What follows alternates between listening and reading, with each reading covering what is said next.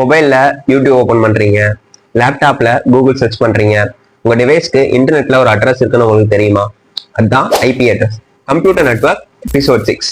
IP அட்ரஸ்னா என்ன? IP அட்ரஸ்னா இன்டர்நெட் புரோட்டோகால். இது பாத்தீங்க அப்படின்னா ஒரு நம்பர் இதுல இருக்கும். எப்படி அப்படின்னா 192.168.1.1. இது வந்து ஒரு பிரைவேட் ஐபி. நான் பிரைவேட் ஐபி அப்படின்னா என்ன சொல்லி சொல்றேன். இப்ப பாத்தீங்க அப்படின்னா இந்த மாதிரி ஒவ்வொரு இதுக்கும் யூனிக் ஐபி அட்ரஸ் இருக்கும். ஓகேவா? இப்போ வந்து எப்படி கொரியர் போறதுக்கு அட்ரஸ் தேவையோ அந்த மாதிரி நமக்கு டேட்டா சென்ட் பண்ண ஐபி தேவை. இந்த ஐபி அட்ரஸ் இருந்தாதான் ஒருத்தர் இருந்து இன்னொருத்தர் டேட்டா போகும். இப்போ பப்ளிக் ஐபி, பிரைவேட் ஐபி அப்படின்னு சொல்லி இதை 2 டைப்பா பிரிக்கிறாங்க. பப்ளிக் ஐபி அப்படின்னா வந்துட்டு இது வந்து நமக்கு ஐஎஸ்பி ப்ரொவைடர்ஸ் வந்து கொடுப்பாங்க. ஐஎஸ்பி ப்ரொவைடர்னா யாரும் இல்ல, ஜியோ, ஏர்டெல் அந்த மாதிரி தான். ஓகேவா? இவங்க பாத்தீங்க அப்படின்னா நமக்கு வந்து பப்ளிக்கா ஒரு ஐபி அட்ரஸ் கொடுப்பாங்க. இப்போ வந்து நம்ம ரவுட்டர் மோடம் அதெல்லாம் வந்து அவங்க வந்து ஒரு பப்ளிக் ஐபி இது பண்ணுவாங்க. அதுல இருந்தா நம்ம ஆக்சஸ் பண்ணுவோம். ஓகேவா?